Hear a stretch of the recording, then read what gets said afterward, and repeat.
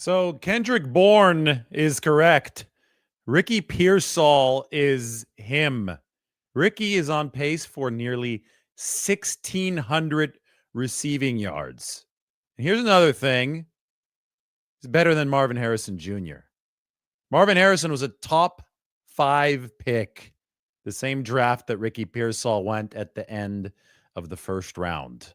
And I know that a lot has happened since then, but we've reached the point where you saw both of those receivers on the field at the same time, and one was vastly superior to the other at Levi Stadium yesterday. Anyway, Ricky's success should not be a surprise.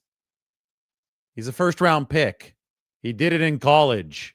He's been a smooth route runner over his time with the 49ers. He got shot in the chest during his rookie season, right before he was about to play his first career NFL game. And unfortunately, that set him back, very understandably. But he finished last season so strong, and it's carried over here into 2025. You know who's not surprised? Somebody knows football really well in Trent Williams. First round pick, man. He's a beast. He first round pick, man. I don't know how that should surprise anybody, but you know, his rookie season was derailed by something that he couldn't control. So, I mean, it's a blessing just to see him out there playing the best we've seen him play. I mean, obviously, he's a quarterback's safety blanket. So, you know, Ricky's a baller, bro, and you know, we always knew that from day one. Obviously, you know, it got off to a rough start, but I mean, I think he's going to cement himself as, you know, one of the top receivers in the league here soon. Kendrick Bourne agrees with both Christian McCaffrey and Trent Williams. When I said that Ricky Pearsall is him, I'm quoting Kendrick Bourne because it's exactly what I heard when I entered that 49ers locker room. KB was wearing his leather jacket, his sunglasses, and he was pointing across the room at Ricky Pearsall, and he kept on saying that Ricky is him. This is Kendrick Bourne further discussing the situation. Goodness, man, he's impressive. Just even coming in, the energy was so connected between us, just dancing and enjoying each other. We made a handshake so fast, and I'm just proud of him and telling him, you know, at the age he's doing it at is just impressive. I told him his conditioning, his stamina is top tier, and if he can play like that, he's going to have a great career, going to get paid a lot of money. So to give you perspective here, Ricky Pearsall is about the same age that Kendrick Bourne was during that 2019 Super Bowl run for the 49ers. Kendrick was one of the young guys back then. Emmanuel Sanders was the veteran receiver who was shepherding the youngsters around. Remember, Emmanuel Sanders even got boxing robes for all of his position mates in that 49ers locker room. It was a very healthy dynamic between veteran leaders and young, energetic players in 2019. So now it's beautiful. Kendrick Bourne is back with the 49ers. He's 30 now. Ricky Pearsall, a few years younger than him, is in his second year. Kendrick was in his second year back in, third year actually in 2019, but you get the same idea. And now Kendrick Bourne gets to mentor Ricky Pearsall along. Maybe Ricky doesn't even need it, but they both certainly get along on that football field. I mean, take a look at the statistics, pulling this from ESPN just to give you the raw statistics. Yardage so far, receiving yardage in this 2025 season. Puka Nacua, Jackson Smith-Njigba, and Ricky Pearsall 1 through 3. So the entire top 3 reside in the NFC West. Puka and JSN are having sensational starts. 333, 323 yards. Ricky Pearsall is at 281 yards. And then if you go average distance of reception, 17.6 is just shy of what Brandon Ayuk was putting up in that 2023 season when he was at 18.1 yards per catch. So when the 49ers offense is operating with efficiency to its X wide receiver, you see explosive averages. And that's exactly what Ricky Pearsall is putting up as we speak. Now we can go to Pro Football Focus because they've got the yards per route run. JSN and Puka are just doing insane stuff through 3 games. This is going to come down to earth a little bit because, again, it's only been 3 games of the regular season. Rarely do you see yards per route run over 3.5.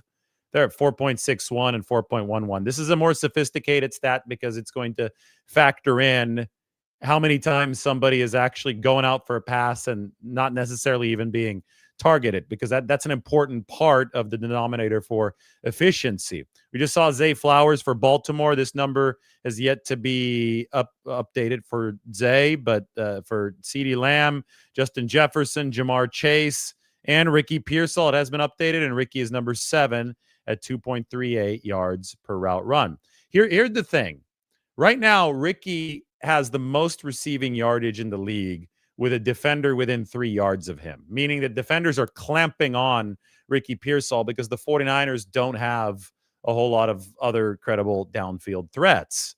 With Brandon Ayuk on the bench, or on PUP, I guess I should say, for the 49ers right now, with Juwan Jennings unavailable for San Francisco, with Demarcus Robinson just returning this week from his suspension, 49ers wide receiver room, which should honorarily include George Kittle, is very, very limited. And that means that defenses can focus on Ricky Pearsall. He still has a 1,600-yard pace to his name through 3 games. Once guys return, yes, maybe some of the force-feeding target share will go down, but Ricky should also have more room with which to operate.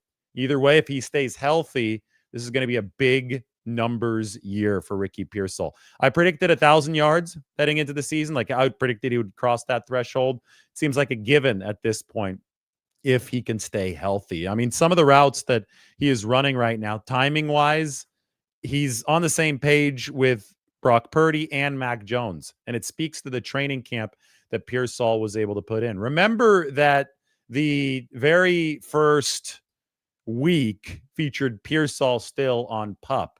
Hamstring injury happened during OTAs, and there was a lot of worry about Ricky Pearsall, and people thought that, oh boy, this is going to linger not only through camp, but throughout the entire season. It turns out that he only missed, 3 or 4 practices at most. He was out there when the pads got on, and he was dominating day in and day out at practice. Now, if we take a look at the big picture here, the 49ers lost Nick Bosa for the season with the ACL tear yesterday. And how are they going to find a way to continue contending, even though they've lost one of their 2 best defensive players? Well, pressure spotlight is on Brock Purdy's offense, and the primary downfield target of that offense has been Ricky Pearsall. A lot of people tried to bury the 49ers today. And I think that's just as foolish as declaring them to be Super Bowl favorites right now. There is still a long, long season to be played. A lot of football is in front of us. And the truth of the matter is that offense has had a significant advantage over defense in recent NFL seasons. I just ran the numbers. Over the past 7 years, 3 out of those 7 NFL champions, so Super Bowl champions, have not even had a top 10 defense. They've ranked outside the top 12 in defensive DVOA. So it hadn't been necessary to have an elite defense to win. It generally has been necessary to have a top-tier offense to win. The only exception over the past 7 years, since 2018, has been last year, the Philadelphia Eagles. They had the number 13 offense, but they still had Saquon Barkley. And I think by the time that the playoffs rolled around, that offense was performing at a top 10 level. So it's the offense that is going to be the determining factor for whether or not the 49ers can go all the way. The offense has to be a certain level of elite. I think top 3 is the 49ers' happy number, the target number. Of course, the defense can't completely fall off a cliff. That's going to be up to Robert Saleh. That's going to be up to the young talent. But if you assume that the defense can keep it in the top 12, top 14, if I'm being a little bit more generous, if that offense can be a top 5 unit and the special teams is better, and I think the 49ers actually some positive news on special teams. I could go through that in a little bit. But if the 49ers just hold serve there, they're going to be like all of these other flawed teams in the NFL with a chance to win it, but with some drawbacks. I mean, if Nick Bosa were healthy and his defense started roaring at a top 2 level over the course of the last 2 months of the season, maybe you could say that the 49ers we're one of the teams without a significant flaw. Unfortunately for them, that pipe dream will not happen. They're not the first nor the last team to suffer a season-ending injury this year. They're going to have to make do with what they have. And I can tell you that the key for San Francisco is going to be offense leading the train. Locomotive pulling the train is the offense. We figured that entering this season. I don't think that we expected the defense to be as good as it has been over the first 3 weeks. The Bosa injury is certainly a blow to that hot start. But ultimately, this is going to come down to the 49ers returning players on the offensive side of the ball and giving it their best shot to be an elite offense. Number 3 offense, number 14 defense, number 14 special teams. That is a good enough statistical resume to win a Super Bowl. Not saying they will win a Super Bowl, but teams have won actually with less over the past 7 years. It's very rare that you've got a world-beating team that is in the top 3 of DVOA in all 3 phases of the game. Now, that being said, and Ricky Pearsall is obviously a huge central component of the 49ers bid to rank as high as they need to rank on the offensive side of the ball as they make the push over the course of the next few months. But digging into some of the numbers today, special teams for the 49ers has been very interesting. They obviously bled a ton of points. They're like negative 11 expected points on special teams against Seattle, so that they would have beaten Seattle by 2 touchdowns had they played it even on special teams. But instead, they only won by 4 points because they lost 11 total expected points in that phase of the game. Well, fast forward to New Orleans. 49ers were plus 2.8 on special teams. In Arizona, they were plus 2.1 expected points on special teams, and they won the game by a point. So over the past 2 weeks, the 49ers have gained about 5 points, positive points on special teams. It hasn't yet erased the 11 that they lost when Jake Moody was still on the team against Seattle. So they're still about -6. They're still a below average special teams unit on the aggregate. But if this continues, if the 49ers keep on gaining 2 points of value a game on special teams, they will be an above average special teams unit within the next month or so. And that, to me, that's a big part of the equation when the margins are so narrow. And the margins just really narrowed with Nick Bosa getting hurt. I mean, that's your closer. Some games you leave up to a Nick Bosa close, like the one in Seattle, because special teams was so bad for the 49ers in that game. They lost 11 expected points. They needed Bosa to finish the game for them at the very end. He got it done. You don't have the Nick Bosa closing luxury anymore. Maybe Bryce Huff will get it done every once in a while for you on his own. Maybe you'll trade for an edge rusher that is able to be 60% as effective as Nick Bosa in closing situations.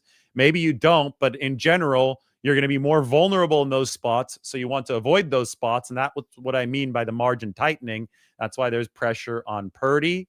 That's why there's pressure on Pearsall. That's why that pressure can be alleviated by returns from George Kittle, from Juwan Jennings, from DeMarcus Robinson, from Brandon Ayuk.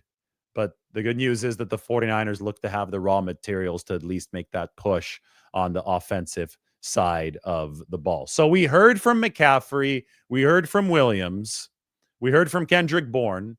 You heard from me all day. This is our 4th show of the day. This has been a crazy day, but I get it. There's a lot of demand for 49er stuff right now. This is our 49ers nightcap, which means I get to answer some of your questions. I also get to tell you about Harry's. Harry's is a razor company, and I think they're better than your standard ones that you'll find at the convenience store. Those could be too dull. They can irritate your neck when you're shaving. I think that you'd rather have a razor that has a weighted ergonomic handle that gives you total control, no more slipping or awkward angles. Harry's doesn't just make razors. They've got a full line of grooming essentials, which include shaving gel, deodorant, and body wash, all thoughtfully made and priced to stock up. All of Harry's blades and grooming products can be delivered right to your front door. Set your preferred schedule and never run out of blades again. For a limited time, our listeners can get a Harry's trial set for only $8 plus a free gift at harrys.com/Lombardi. Once again, head over to harrys.com/Lombardi To receive our exclusive discount after your purchase, they will ask you where you heard about them. Please support our show and tell them that we sent you. Harry, sounds like a good deal. Thanks to our sponsor. Go support them. And now I'm going to support some of your 49ers questions in the comment section as we run through this 49ers nightcap. It's been an exhausting 36 hours. I was hoping to get some sleep in between the 49ers game and today, but because I knew that Nick Bosa news was coming today. But an earthquake hit Berkeley, which is just across the Bay Bridge from me here in San Francisco, at 2:57 a.m. It was only a 4.6, which is not huge, but it was big enough to shake this place and big enough to wake me up with some cortisol, and I wasn't able to go back to sleep. So I just started watching tape. I think that's a good, after a win like that, I was like, okay, fine. It's 3:20 a.m. I can't sleep anymore. Let's watch some 49ers Cardinals tape. So I've now watched this game 3 times. I've written an article or 2 about it. I'm writing some grades tomorrow morning. Finish those up, snap counts and grades tomorrow morning. We've discussed Nick Bosa's injury. We've done 3 videos today. Here's the Harry's code, by the way, for those of you who are interested. $8 plus a free gift. Check it out, harrys.com/Lombardi. I've done all that, but I haven't really had a chance to answer your questions in a cluster. So let's get those questions out there, and I will be happy to answer them over the course of the next few minutes. Can Travis Gibson contribute? Yeah, I think that the initial plan for the 49ers might be to scour other teams' practice squads to try to get another defensive end. And if they like somebody on a practice squad better than who they have on their own practice squad right now, they might make that move because you could poach somebody off a practice squad. But they've got Travis Gibson, who's a veteran, who's played at this level, who's had an 8-sack season on theirs. They've got Robert Beal Jr. on that practice squad. Probably be wise to at least have a week of a feeling out process here. The trade deadline is not until November 5th. And I agree that if you beat Jacksonville and you move to 4-0, that's the time to really start thinking about pushing some more chips to the middle of the table. Now, trades are going to be dependent on 2 parties, right? A lot of times I see fans in these situations say, well, let's just go get Trey Hendrickson. Let's just go get Will McDonald. Let's just go this, let's do that. You can't just say that and have the guy come over to your team. I know that maybe the Micah Parsons move from Dallas to Green Bay has people thinking this is easier than it really is. But the truth of the matter is that it's hard to thread a needle with a trade. It most likely is going to be a smaller transaction. It seems that the 49ers have made a trade in almost every year under Kyle Shanahan and John Lynch, even without a catastrophic injury. But after the 2020 Nick Bosa ACL tear, the trade was for Jordan Willis, and that was basically just like a 6-7 or a 7th-round pick swap for Jordan Willis. But it ended up being a huge deal because they needed another defensive lineman in that rotation, and Jordan Willis had the punt block in Green Bay during the snow game in the 2021 season playoffs. So you're not going to be able to recreate Nick Bosa. He is the NFL pressure leader since 2019 when he first entered the league. But what you can do is find other areas of your performance that have some slack that can be picked up and pick up the slack there. And then do your best to cover up Bosa's absence specifically on defense with the coaching improvement and the speed improvement and the youth improvement that you've seen over the course of the past offseason. So long story short, Robert Saleh, dial up some blitzes, get creative, do some cool stuff, and that can get the 49ers into position to at least retry, or not retry, at least recoup some of the efficiency that you lose with Nick Bosa done for the season. Needless to say, absolutely massive, massive loss. But if your team was built around one piece that is not a quarterback, I get it if it's the quarterback because that's just how football is set up. But if your team was built around one piece that's not the quarterback and it falls apart, it probably wasn't much of a team to begin with. And yes, I am taking a shot at the 2024 49ers. And of course, there were other deficiencies there, injury-wise. Dre Greenlaw unavailable, so Devondre Campbell had to come in after Eric Kendrick said no. 49ers were tired. They were old. They were heartbroken probably after the Super Bowl loss and all those tough years in 2021, 2022, and 23 of playoff defeats. But once Nick Bosa got hurt in week 10 of the 2024 season, the bottom just fell out for the 49ers. That's what's different between this year so far and 2024. Bosa got hurt yesterday. The bottom didn't fall out for San Francisco. Shocker, right? I mean, it wasn't like 2024, so things were a little bit different. We got a question. Does Bosa going on IR give the 49ers cap relief? Not Bosa going on IR, but the 49ers took out an insurance policy, as they do with all their big contracts, against the salary cap when they signed Nick Bosa to his big deal in 2023. So they will save a few $1 million in salary cap space through that, and that will theoretically allow them a little bit more money based on their cap constraints to potentially bring in a replacement for Nick Bosa if that is the route that they do choose to take. The 49ers are not cheap. They're the opposite of cheap. They're number 3 in NFL cash spending this year. They were number 2 last year. They're number 3 this year. They've simply just made the roster younger, and I think that the fruits of their labor, the first 3 games, show us that what they were doing was needed. They've surged from one of the worst defenses in the league to number 5 in defensive DVOA. So the process through which the 49ers have decided to pay players and have paid players is obviously sound. It's yielding the results that they need.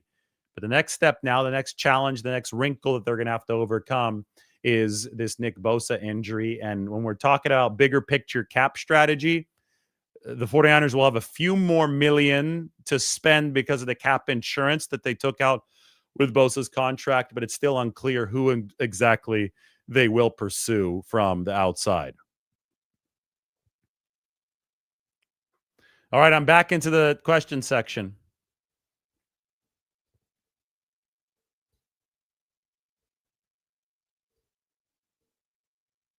'49ers will have Demarcus Robinson debuting this week. Yes, Juwan is indeed going to... Well, we don't know. Juwan's going to be day-to-day, but I do think that there's a good chance that he will be back.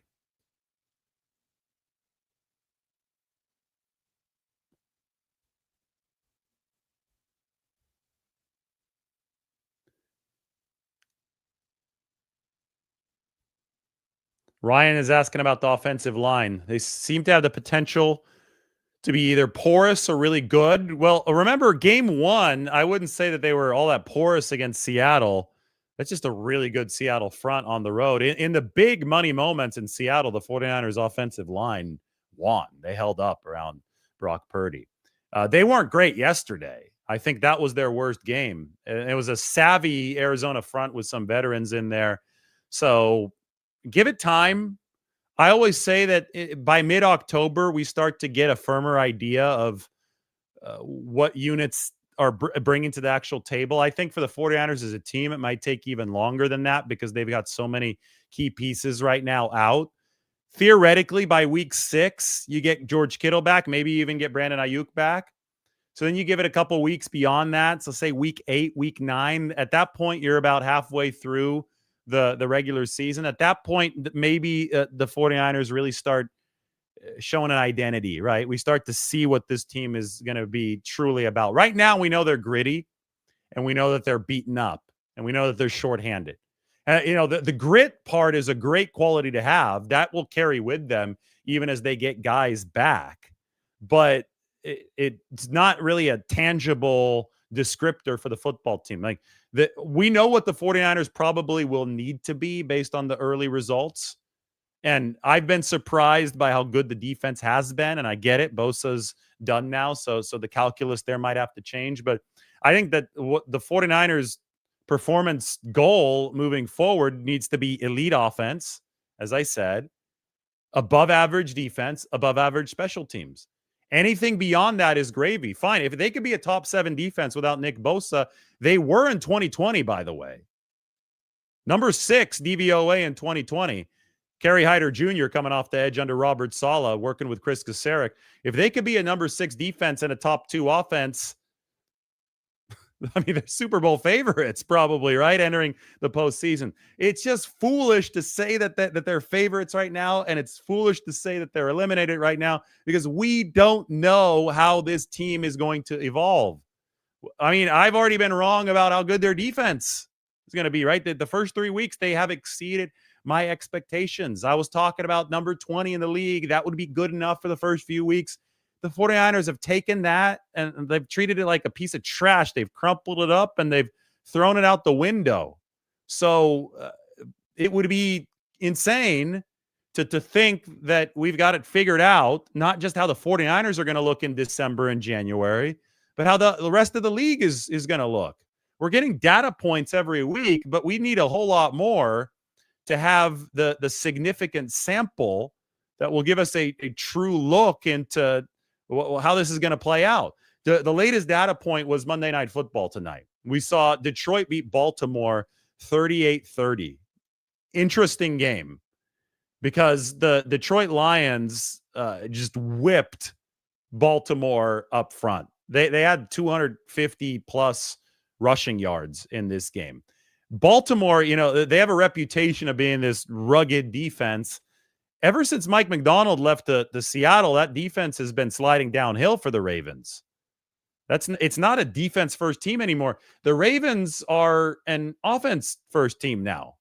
Lamar Jackson sacked 7 times though today, and a lot of it was because he's playing this game from behind and they had to throw a lot. Derrick Henry fumbled again. That wasn't good for Baltimore. But anyway, the larger takeaway is that it looks like Detroit can really pressure the quarterback. We saw it with those 7 sacks. It looks like they're very improved defensively with Aiden Hutchinson and company back. And they can still run the football. And the Ravens can't play great defense. So that's the data point that I've taken from that. But these teams can evolve. Injuries can happen. Lions lost Hutchinson last year. Let's circle the wagons again in October and then in November to see where both of those football teams are, because these are all potential competitors for some of the other good teams in the league. There's a tremendous amount of parity in the NFL, and the margins are thin. So losing somebody like Bosa is simultaneously devastating, but also it's a reminder that it happens all around the whole league. When you look at the history of somebody like Hutchinson last year, and it's a reminder that you just don't know because of the thin margins. It's a reminder that anything can slip for anybody at any given time, and that could turn anything on its head in this league. And that's why I sit here and I go live after almost every primetime game and I break down what we saw, and then we could see where these teams are analytically in the larger picture, because it's a fascinating puzzle. And so far, I mean, the bottom line is that this league is about wins and losses, right? And the 49ers have 3 wins and no losses. They're in the most enviable position possible when it comes to record right now. They're undefeated. And you're just socking money away into the bank. It's hard every week, but as the opportunities come, the more wins you can stuff in the bank, the better off you'll be. They're buying themselves time to build an elite offense as guys start to return over the course of the next several weeks. Cleveland has an amazing defense. Hendricks said yes. I mean, they just shut down Green Bay yesterday, but they also have one of the worst offenses in the league. So it's going to take balance, a semblance of balance to win the Super Bowl. The last time that a football team won a Super Bowl with either a below average offense or below average defense, this is going to hurt 49ers fans, was the 2012 Ravens. Arguably the worst Super Bowl champion ever, the 2012 Ravens, right? They upset the 49ers at the Superdome big time. But that was the exception, not the rule. Typically, you need a team that is above average in both phases of the game and elite in at least one. And offense has typically been the locomotive that pulls the train. You're excited to see Brock throw the football to Kendrick Bourne? Yeah, we haven't seen that yet. We've seen Mac Jones to Kendrick, but not Brock. Yeah, the 2012 Ravens was the Joe Flacco show. It was crazy. It was Ray Lewis's last year and the Joe Flacco show, and they beat the 49ers super team in that 2012 season. Chris asks, can I see the 49ers trading for an edge rusher. Yes, I mean, of course, that I could see him trading for an edge rusher, but I think that it's something that they might bide their time on for at least another week. You have to get your ducks in a row. They might scour practice squads first, see what you have out there against Jacksonville, get a gauge. You're still favored against the Jaguars. And then if you want to get on that edge rusher market, maybe get on it a little bit sooner, especially if you have 4 wins under your belt. 49ers have been very aggressive in the past on the trade market. They traded for McCaffrey. We go back to 2019, Emmanuel Sanders, 2020, Jordan Willis, 2021, Charles Omenihu, 2022, Christian McCaffrey, 2023, Chase Young. They traded for Khalil Davis, a defensive tackle, right before the deadline last year. So every year the 49ers have made a move. And it's more likely than not, I think, that they try to make a move this year, but I think they still do need to take inventory of what they have. Say Jacksonville's a trap game. Yeah, you say it's a trap game, but Jacksonville is actually a good team. On the team tier chart, they just beat the Texans 17-10, but on the team tier chart, they're in a similar spot as Arizona. And I think this is set up to be another true bar fight. Now, the good news for the 49ers is they should have Brock Purdy back. And with Brock Purdy back, you would think that their chances of winning go up because they've got their quarterback 1 instead of their quarterback 2. All right, it's been great talking. I need to get some sleep. I've been up since 3 a.m. due to the earthquake. So let's do the math on that. 3 plus 9 is noon. I've been up for 18 hours. 18 straight hours up. Yep. It's been a long time. And it's been 18 hours up following 3 hours of sleep. And that was a game that happened before the sleep. 49ers beat the Cardinals. So give me that subscribe. And I appreciate everybody. Mike says that the Ravens have scored 111 points this season, the most through 3 games by a team with a losing record in NFL history. That's a bad defense. That is a bad defense. So Mike said, take off the Harry's logo. Oops. That's how tired I am. We still have the Harry's logo from the advertisement up in the corner. We gave them more airtime than they paid for, but it's all good. Everybody, thanks for watching. I'm tired. The Ravens have allowed 97 points. That's terrible. So have the Dolphins.